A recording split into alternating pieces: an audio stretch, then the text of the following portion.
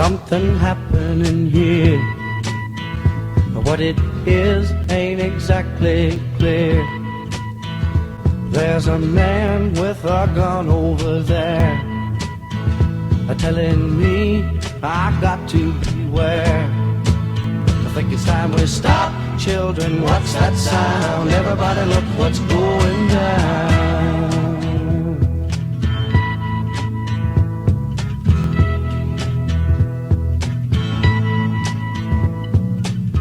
There's battle lines being drawn. Nobody's right if everybody's wrong.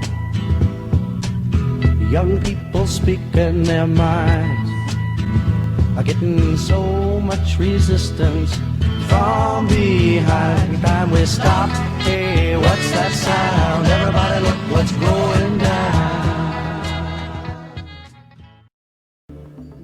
Pedro José Ramírez Codina nació en Logroño el 26 de marzo de 1952. Nacido en una familia acomodada, estudió primaria y enseñanza media en el Colegio de los Hermanos Maristas de Logroño durante 13 años.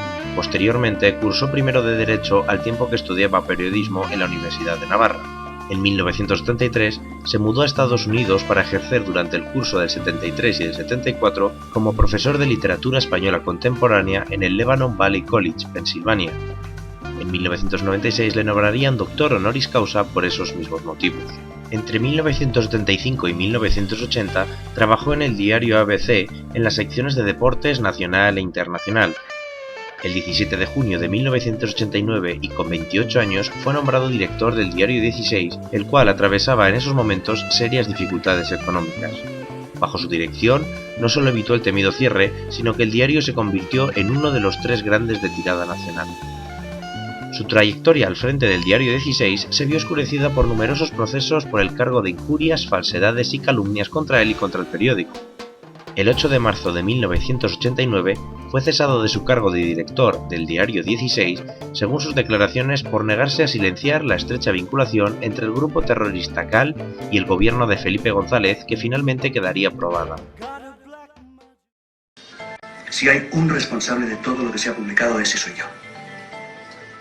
Entonces recoge tus cosas. Estás despedido.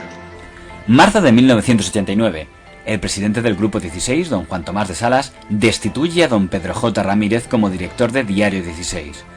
La imagen del señor Ramírez recogiendo sus cosas recorrió todas las redacciones de periódicos. Empresarialmente, la gestión del señor Ramírez no pudo ser más exitosa. Había pasado de vender diariamente 50.000 ejemplares con don Miguel Ángel Aguilar a una venta de 200.000. Ergo, los motivos de su cese parecían más bien políticos. El punto culminante que llevó a aquel cese no tuvo tanto que ver con los GAL, sino con el editorial que publicó don Pedro J. Ramírez 4 días antes de su despido, en el que insultaba expresamente al ministro de Cultura, don Jorge Semprún. En el ajado rosal del gobierno socialista, desgastado por las turbulencias de la climatología política, acaba de florecer definitivamente con la primavera intuida el último capullo. El capullo al que el señor Ramírez hacía referencia era al ministro señor Semprún, considerado para muchos un héroe por haber pasado por los campos de concentración nazis, y además amigo personal de don Juan Tomás de Salas. Publicamos un editorial contra Semprún que se titulaba La Rosa y el Capullo.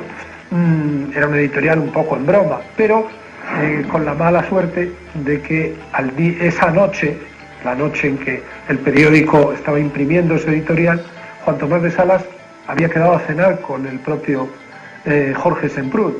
Y entonces ella dijo, a este tío me lo cepillo mañana mismo. Una de las razones quizás por las que acabé con Pedro J. como acabé despidiéndola era precisamente por injuriar. Yo creo que no se puede injuriar desde los medios. El despido de don Pedro J. Ramírez sacudió la estructura empresarial de Diario 16. El propio hermano de don Juan Tomás, don Alfonso de Salas, se opuso a la destitución del señor Ramírez, a lo que el presidente del grupo le respondió: pues o me compras el periódico por 4.000 millones o te ceso a ti también. Junto con don Pedro J. Ramírez y don Alfonso de Salas, salieron otros directivos, don Juan González y don Balbino Fraga. La crisis también sacudió a la redacción. Don Melchor Miralles fue uno de los primeros en anunciar que abandonaba Diario 16. El editor de Diario 16, Juan Tomás de Salas, despidió a Pedro J. Ramírez como director de Diario 16, lo cual nos llevó a varios profesionales, entre ellos a mí, a tomar la decisión de, por una cuestión ética, yo no podía seguir trabajando en un periódico en el que había sido despedido el director por defender mi trabajo. También el subdirector del periódico, don Alfonso Rojo, fue despedido por don Juan Tomás de Salas por defender al señor Ramírez. El señor Rojo llegaría a echárselo en cara al propio señor de Salas durante una tertulia en la que coincidieron ambos. La culpa de todo lo del 16 la tiene Juan Tomás por haberme echado a mí, que nunca lo ha dicho. Oye, te eché yo. Que comenzó, te fuiste tú, comenzó seguro. las desgracias del grupo 16 cuando me echó a mí. Si no, no te eché, te fuiste seguro. No, me echó. No, que va, te fuiste. Otros que salieron del periódico fueron los humoristas gráficos Gallego y Rey, que el día del cese publicaron su viñeta en blanco, el señor Fraguas Forges y el columnista don Francisco Umbral. Aquel cese traspasó las fronteras de España. El Instituto Internacional de la Prensa, IPI, protestó oficialmente por el despido político del periodista, y el gobierno tuvo que desmentir en el Congreso que hubiera tenido algo que ver. 7 meses después de ser destituido del diario 16, fundó junto a Alfonso de Salas, Balbino Fraga y Juan González el diario El Mundo del siglo XXI, que se define como tendencia liberal y que una década después se ha convertido en uno de los diarios de mayor tirada de España. Durante la década de 1990, El Mundo destacó por sus investigaciones sobre los escándalos de corrupción de los sucesivos gobiernos socialistas y también, especialmente, en sus revelaciones exclusivas sobre los grupos antiterroristas de liberación, los GAL, en el que se demostró judicialmente que funcionarios del gobierno español habían organizado un grupo terrorista para asesinar a miembros de ETA. Esta fuerte presión que ejercía el periódico sobre el Partido Socialista que se hallaba en el gobierno hizo que el Estado interpusiera una querella contra el director del Mundo. En 1990, la revista Época, dirigida por don Jaime Canmani, hizo públicas las irregularidades en los negocios de don Juan Guerra, el hermano del vicepresidente del gobierno, don Alfonso Guerra. El director del periódico El Mundo, don Pedro J. Ramírez, lanzó a su equipo de investigación, encabezado por don Melchor Miralles, don Fernando Garea y don Juan Carlos Escudier, que llegaron a publicar que el propio Consejo de Ministros había apoyado subvenciones a las empresas de don Juan Guerra. El fiscal general del Estado salió al servicio del gobierno y presentó una querella contra El Mundo y sus periodistas de investigación. En un momento el vicepresidente del gobierno sintiera la tentación de presentar la dimisión por el cuestionamiento de su honradez personal, habrían ganado muchas más bases que la dimisión del vicepresidente del gobierno. Habrían ganado también la del presidente del gobierno.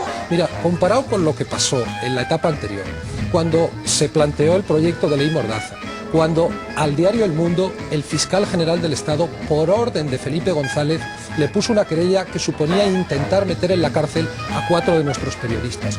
Más todavía molestó al gobierno que don Luis María Ansón, director de ABC, de más difusión que El Mundo, publicara un editorial donde responsabilizaba a todo el PSOE de la corrupción. No son los socialistas aislados los que merodean por la vida pública o por sus entornos con talante de salteadores de caminos. Es el propio partido como corporación el que al ampararles se comporta como una banda. Y el PSOE como partido presentó una querella contra el ABC. Sin embargo, ni la demanda de la Fiscalía a El Mundo ni la del PSOE a ABC